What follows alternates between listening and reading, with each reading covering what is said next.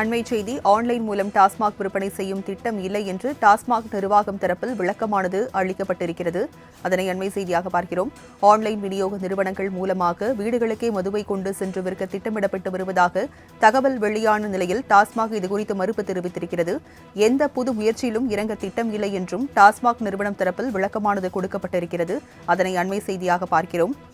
Tetra packet எனப்படும் காகித குடுவையில் மதுபானங்களை அறிமுகம் செய்யவும் திட்டமிடப்படவில்லை என்றும் டாஸ்மாக் நிர்வாகம் தரப்பில் தெரிவிக்கப்பட்டிருக்கிறது.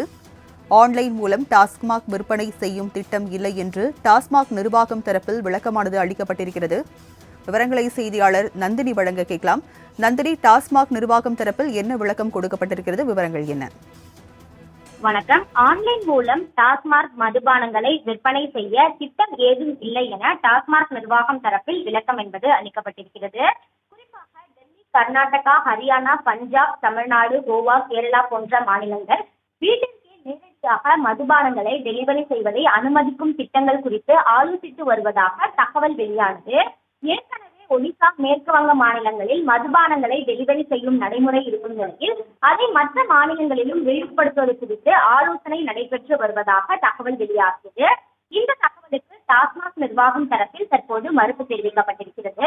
ஆன்லைன் விநியோக நிறுவனங்கள் மூலமாக வீடுகளுக்கே மதுபானங்களை கொண்டு சென்று விற்க திட்டமிடப்பட்டு வருவதாக தகவல் வெளியான நிலையில் டாஸ்மாக் நிர்வாகம் அதற்கு மறுப்பு தெரிவித்திருக்கிறது. இதுபோன்ற எந்த புதிய முயற்சியிலும் டாஸ்மாக் இறங்க தயாராக இல்லை எனவும் டெட்ரா பாக்கெட் எனப்படக்கூடிய காகித குடுவையில் மதுபானங்கள் அறிமுகம் செய்யவும் திட்டமிடப்படவில்லை என டாஸ்மாக் நிர்வாகம் தரப்பில் விளக்கம் அளிக்கப்பட்டுள்ளது குறிப்பிடத்தக்கது. விவரங்களை வழங்கியதற்கு நன்றி நந்தினி.